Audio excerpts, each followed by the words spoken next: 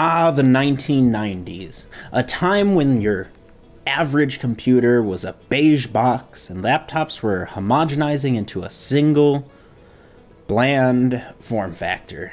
It was a hard time to stand out. However, most people recognize this PC, the IBM Thinkpad T42, or at least the general ThinkPad line, for its high-quality, business-minded design, high-quality screen, or its little red rubber nub. But how well do these computers work after almost 20 years? We're going to go over these systems' history and power them on and see if they work. Hey guys, it's Jacob with Tech Retrospective, and today we are going to be taking a first look at these IBM Thinkpad T40s. Specifically their T42s, which are like a higher end model in the T40 stack. More on that later. In 1990, designer Richard Sapper was asked by IBM to design the concept for the ThinkPad, IBM's planned system to take over the now blossoming portable computer market. IBM had some experience with portables previously. They had released the IBM Portable Personal Computer Model 5155 in 1984, competing in the luggable computer market, weighing 30 pounds. They then released the IBM PC Convertible, its successor, in 1986. This was a bad move. Although the convertible was in a much better form factor, it was criticized for being bulky and heavy, as well as barely being more powerful than the previous model. Sure, IBM's portables were a joke, and they had lost out the gate to the leading portable companies like Compaq and Tandy, but it's the 90s now, and IBM's ready to take this portable thing seriously and win a bunch of design awards and the hearts of accountants everywhere along the way. The exterior of the first ThinkPad was based on the idea of the traditional Japanese bento box, plain and simple on the outside with amazing things hidden inside. And by 1992, you could pick up a ThinkPad with its minimalist exterior, high-end internals, and trackpoint system. In its first year, the ThinkPad received more than 300 awards for design innovation and quality. It was popular with businesses right away, mostly due to its durability, which is still a big selling point for tech fans and retro gamers even today. For this reason, there are piles of aftermarket parts available. Our systems are from the T40 series, which is a deluxe configuration originally released in 2003. The series featured high-end components, a magnesium alloy roll cage, a high-density flex-view screen, and excellent quality accessories. The T40 series featured the Power Bridge battery system, which was an internal battery that could take over while external batteries were being switched. This would of course prevent the need to power the systems down or put it to sleep when changing batteries. In 2012, Lenovo transferred its computer production to NEC Japan. Along with this transfer, Lenovo introduced a so-called safety feature, which prevented any of their systems from powering on if a third-party battery is being used. The 2019 revision included a switch to exclusively internal batteries, as well as the omission of the popular latch closure on the front. The T40 series from around 2003 came in many different configurations, but the general specs include a 14.1-inch TFT high-density display, an Intel Pentium M processor running at between 1.3 and 1.7 GHz, 256 megabytes of PC2100 DDR memory with one of the two SODIMM slots kept open for easy, cost-effective upgrading to as much as 2 gigabytes, onboard 1 megabyte L2 cache, ATI Mobility Radeon graphics, up to a 9000 series with between 16 megabytes and 64 megabytes of VRAM, a CDRW/DVD drive, between a 30 gig and 80 gig ATA hard drive, an Ultra Bay for switching a second hard drive for the DVD drive, high quality speakers with stereo audio, a K56 Flex V92 modem,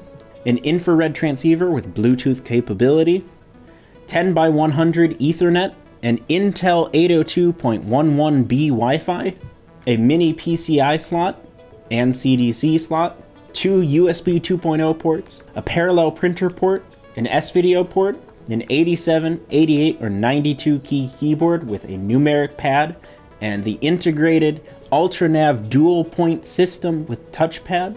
The T42s, like ours, feature a better processor, specifically the Pentium M735 or 745, 1 GB of RAM standard, ATI mobility, Radeon 9600 graphics with 64 megabytes of VRAM and 2 megabytes of L2 cache, making them excellent systems for 90s and even early 2000s PC gaming. The two systems we have are nearly identical, but neither one is running the OS it originally came with. That's to be expected. These systems can handle anything from Windows 95 up to Windows 7, and many users kept their systems for quite a long time while upgrading OSs over time. We picked up one of our systems for $60, and it featured a 1.5 GHz CPU and a 40 GB hard drive. The RAM was the T42's 1 GB standard, and the OS was upgraded to Windows 7. The second one was listed as a gaming system for $150, and it runs Windows 98 2nd Edition. Lenovo's tech specs for the T40 list only Windows 98 or XP as compatible operating systems, largely because Windows 95 didn't have USB support. Windows 7 appears to run just fine, but neither system was configured exactly right for the hardware. Taking a look at the systems, you can see the outside of the case with no indication of the awesome power contained within. Releasing the screen latch and lifting the cover reveals the 86-key keyboard, the Access IBM button, dedicated audio volume and mute buttons, the power button, system and power status indicators, the track point pointer, and the trackpad. On the left side is a slot for securing the laptop with the lock cable, 2 USB 2.0 ports, an S-video out, headphone and mic jacks, an RJ45 connector for Ethernet, an RJ11 connector for the modem, and the express card slot and Type 1 or Type 2 PC card slots, upper and lower. The back contains the DC power input and the parallel port. The right side is where you'll find the Ultra Base Slim, containing the DVD drive and the D-Sub 15 for VGA output. While the ThinkPad was originally an IBM product, through the years it was actually also branded LG, Acer, and Lenovo. Lenovo purchased the ThinkPad line along with IBM's entire personal computer division in 2005. Lenovo kept the outstanding build quality and unique design features largely intact until 2019 when the line was modernized. And now for the ratings. Rarity gets a 2 out of 5. These systems sold pretty well, and then were liquidated by large organizations once they were obsolete. I personally used a ThinkPad very similar to this one in high school up until around 2012. I'm sure there are plenty of establishments still using these, looking for an upgrade. Price gets a 4 out of 5. For the performance and quality of these systems, you can get some insane deals online. Aesthetics get a 3 out of 5. ThinkPads are tasteful and iconic, but they were designed specifically to not stand out, so they aren't exactly bombastic. Software gets a 5 out of 5. This computer has some serious range to it. If you'd like to see a video focused on running various software on one of these systems, let us know. Ease of repair gets a 4 out of 5. When comparing to other laptops from the time, the ThinkPad is pretty average with internal access, but repair parts are quite common for these since they've become cult classics with professionals. Now that we've talked about these ThinkPads, let's find out if they actually still work after all these years. From what I understand, one of them is supposed to have a more modern operating system, one's supposed to have something a little older, but I don't even know if they work, so... The other trick with this is a lot of your older laptops are kind of funky with their actual displays. You'll see we do have the VGA coming out of it. Hopefully you guys will be able to see the output, but I make no promises because sometimes they're a little funky. So we're going to try turning this thing on. By the way, despite the fact that this computer's over 20 years old, it feels quite modern. We were looking at it before. It's got tons of ports. It's got a rather large screen. The only real weird thing is the trackpad's pretty bad, but you can always use your little nub instead. But it looks quite nice. I like the look of ThinkPads quite a bit, and they're quite usable. There's the ThinkPad logo.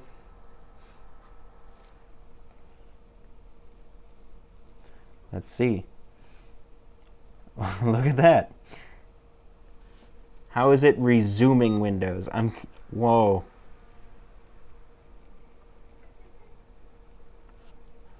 Wow.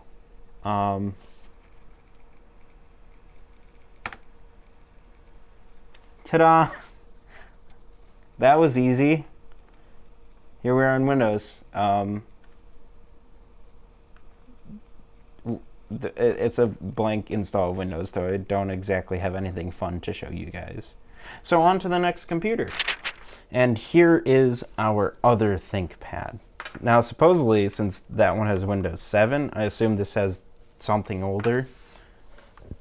Maybe XP, maybe Windows Vista, maybe Windows ME. You never know. Press that nice power button. Wait for it to load up. Listen to the hard drive whine. These laptops do tend to be a little on the quiet side. So this is kind of interesting. My record display that I have way over here that shows me what you guys are going to see has the output on it, but the screen does not. So that's kind of a bummer, but it is working. Let's see how long it'll take Windows 98 to actually boot up. By the way, it looks like it's Windows 98. Hooray! I'm guessing it's just standard 98 then, not second edition, because I think it includes that in the boot screen. I don't remember. I haven't used second edition in forever. Oh. And now I have both displays. Although our capture equipment's clearly a little confused, because sometimes it gets like that whenever we have a switch in resolution, which I think is what just happened. So, hopefully you guys will be able to see this. I have a login prompt. I really hope it just works by going here.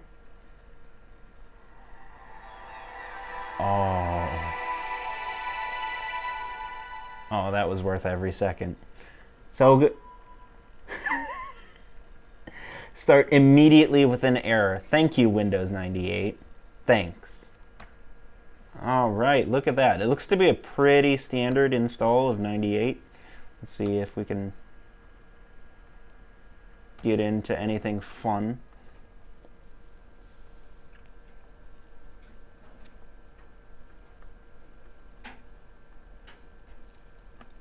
Let's see. Games. This trackpad really is not good, let me tell you. Minesweeper. Oh boy.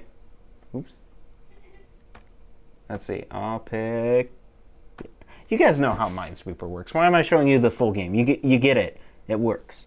And since I didn't show it on the last computer, and we got a cooler thing to show off right now, I think it's time to show you guys what it looks like with no lights on.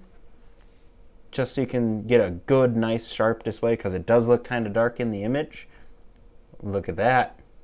It looks slightly better. It in person does look actually better than it does on camera. It is not quite as dark, but either way, it's pretty good. And I think I'm going to end this here because I'm going to spend the next hour or two just playing Minesweeper and Solitaire. So please make sure to like this video and subscribe. Let me know what programs we should be running on this fabulous Windows 98 laptop in particular. And check out our Discord. We can discuss vintage laptops, computers, watches, calculators, anything you'd like. And I'll see you guys next time.